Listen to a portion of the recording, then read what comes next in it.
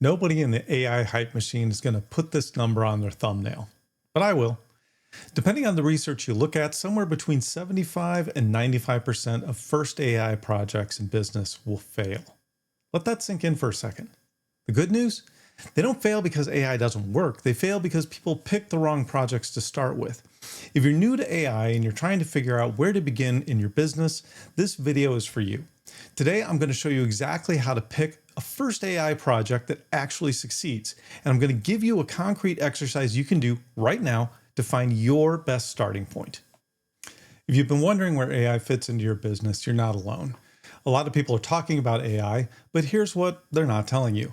It's not about finding the most impressive AI use cases. It's about finding the right first project.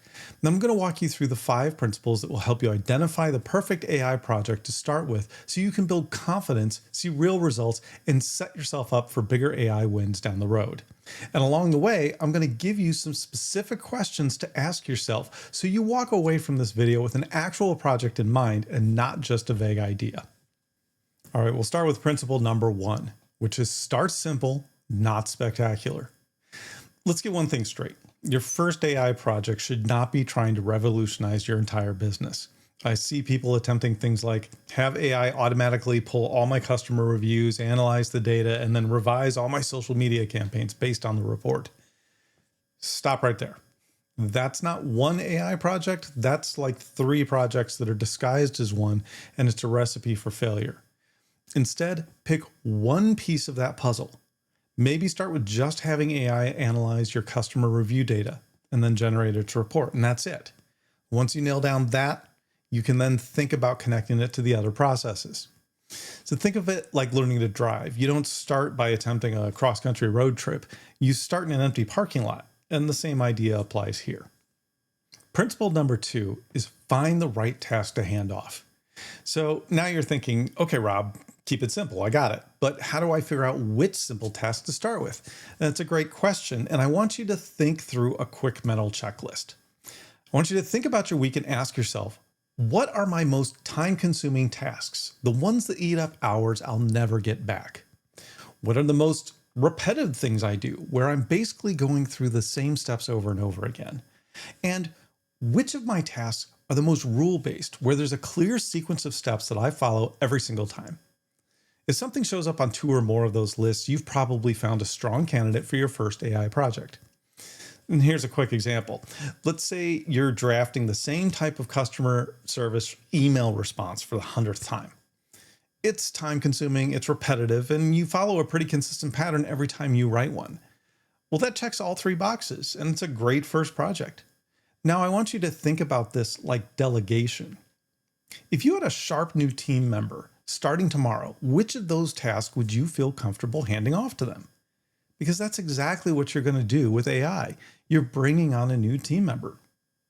The tasks you'd trust to a capable person to handle with good instructions? Those are the same tasks AI can handle for you. Principle number 3 is know your process inside and out. All right, so you've identified a task. Now here's where a lot of people stumble. AI works best when you can clearly explain the process you want it to follow.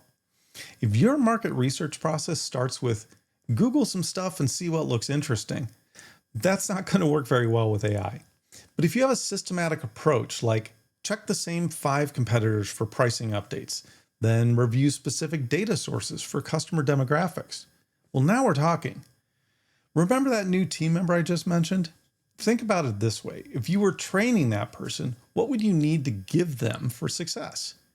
You'd gather the information they need to get the job done. You'd write down clear instructions for exactly what to do, and you'd spell out your expectations for the finished product. AI needs exactly the same thing. And the clearer your instructions, the better your results. And here's a pro tip. If your process isn't clearly defined yet, you can actually work with an AI to map it out. Just say something like, I need to do X. Now help me think through a step-by-step process for doing this. It's like having a business consultant help you organize your workflows before you even start delegating.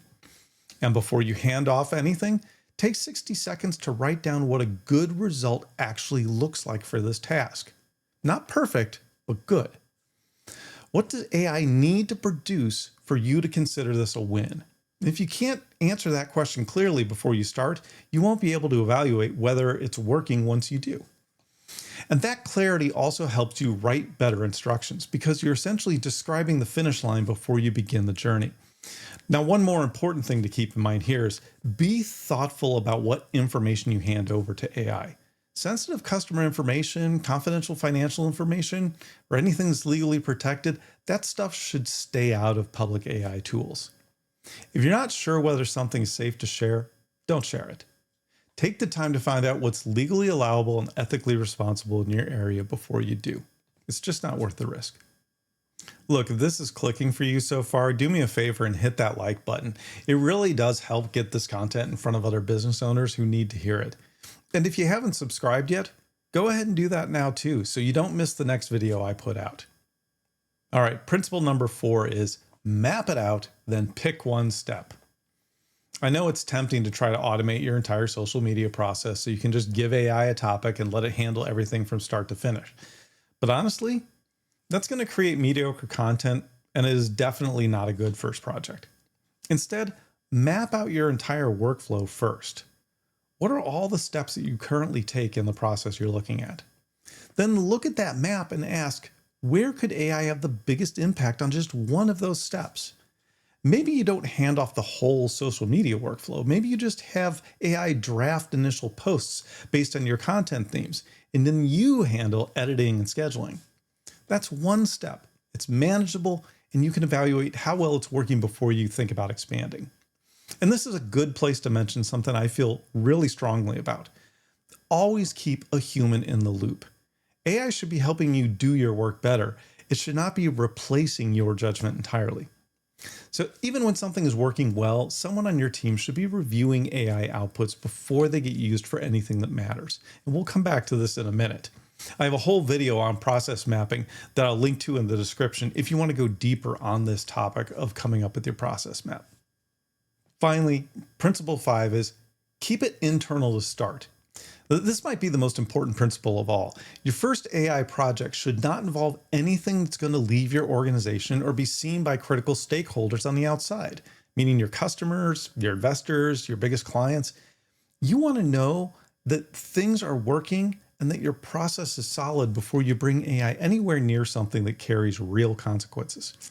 Think about it. If you're still learning how to work effectively with AI, do you really want your first attempt going to your biggest client? Start with internal processes where you can make mistakes, learn, and then iterate without anyone outside your company being affected.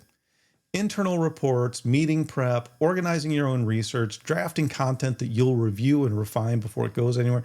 These are perfect first projects. The stakes are low, the learning value is high, and you can build real confidence before you expand into anything more visible.